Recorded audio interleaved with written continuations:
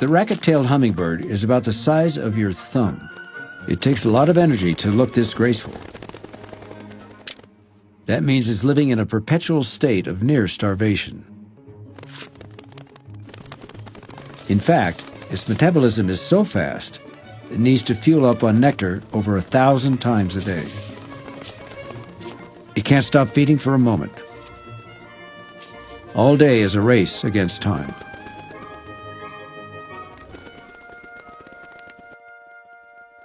The racket-tail isn't the only one hunting for nectar in the forest flowers. Bees are too, and they don't like to share.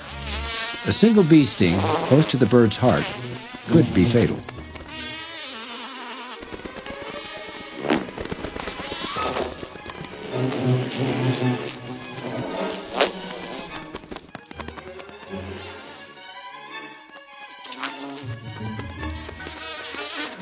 But time is on the racket-tail's side.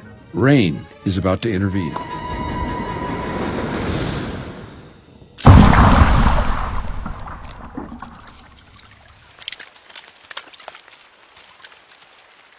A raindrop as big as its head may not be much fun for a hummingbird, but it's altogether too much for a bee.